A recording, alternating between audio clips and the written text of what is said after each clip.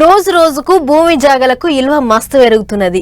ఏ మూలకు పోయి అడిగినా గజం 10-20 వేలు అంటుర్రు. ఇక పట్నంలో భూముల రేట్ల గురించి చెప్పొద్దు. గజం 5-6 లక్షలు వలుకుతున్నది. అందుకే ఉన్న భూములను పైలంగా కాపాడుకుంటుర్రు చాలా మంది. అయితే లొల్లు ఎక్కడొచ్చిందయ్యా అని అంటే 22A సెక్షన్ కడ వచ్చింది. ఓ దిక్కు సర్కారోళ్ళు పబ్లిక్ భూములకు వచ్చిన ఆపత్తి ఏం లేదని చెప్తున్నా సరే ఎగస్ పార్టీలు మాత్రం ఇగో గిట్లా అగిరా చేస్తూనే ఉన్నారు. చూడరు మీరే. ఆ చందమామనే కాదు, ఇప్పుడు తెలంగాణ రాజకీయం కూడా భూమి చుట్టే తిరుగుతాంది. భూమి జాగల పంచాయతీ చేయబట్టి పార్టీల నడుమ పొట్టులాడాయి నడుస్తుంది. గా 22వ సెక్షన్ కింద పబ్లిక్ భూములు ఇండ్ల మీద నిషేధం పడేటాలకు కారు పార్టీ వాళ్ళు సర్కారు వాళ్ళకు ఒక్క తీరుగా సూటి పెడతాండ్రు. పట్నంలో తాపకో కాడ మీటింగ్ పెట్టి మంచిగానే ఆర్చుకుంటాండ్రు. ఇక చూడరి కూకట్పల్లి దిక్కు నడిచిన మీటింగుల మాజీ మంత్రి ముచ్చట్లు ఎట్టెట్ట నడిచినాయో. లేఅవుట్లైనాయి, కూడా అనుమతులు ఇచ్చింది, గవర్నమెంట్ అనుమతులు ఇచ్చింది, ప్రజలు ప్లాట్లు కొనుక్కున్నారు, అక్కడ ఇండ్లు కట్టుకున్నారు. ఇలా రేవంత్ రెడ్డి ప్రభుత్వం ఏం చేసిందంటే 2008 కంటే ముందు నీ భూమి యుఎల్సీలో ఉంది అని చెప్పి ఆ భూములను తిరిగి యుఎల్సీలో పెట్టినారు. కాలనీలు 2008లో యుఎల్సీ రిపీల్ అయిన తర్వాత అంతకు ముందు ఎప్పుడో యుఎల్సీలో ఉండని ఇవాళ యుఎల్సీలో కాలనీలు పెడితే ఎంతమంది ప్రజలు ఆగమవుతారు? గంతేకాదు ఇంకేమన్నాడో చూడండి హరీష్ రావు సారు.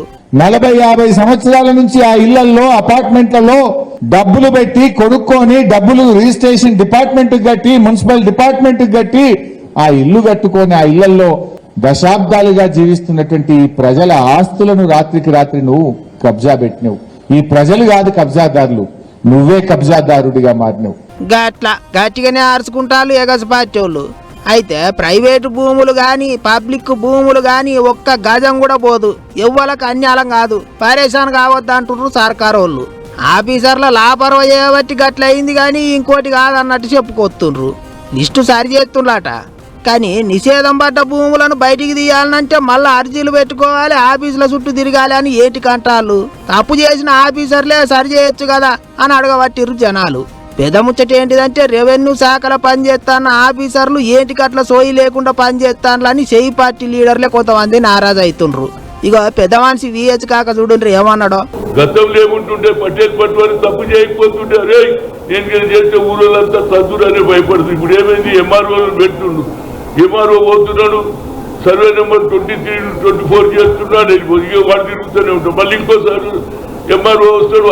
అంత కరప్షన్ జరుగుతుంది. కాబట్టి దీంట్లో ఏదైనా మార్పు జరగాలి. అన్నిటికంటే రిజిస్ట్రేషన్ ఆఫీసులో ఎవరైనా పెట్టుకున్నా, హనుమంతులో పెట్టుకున్నా, అదేవిధంగా మసూదన్ పెట్టుకున్నా, కొన్నటోడుకున్నా అమ్మేటోడుకున్నా ఆ స్పాట్కి పోయి ఇది నిజమైన ఆయన భూమి అని చూసుకున్న నాడే న్యాయం జరుగుతుంది కాదా అన్నట్టు. పని పాతర పెట్టి జాతరకు పోయినట్టు చేస్తున్న ఆఫీసర్ల మీద రెవెన్యూ మంత్రి ఓసారి నజరేయాలి అన్నట్టు మాట్లాడిండు కాక.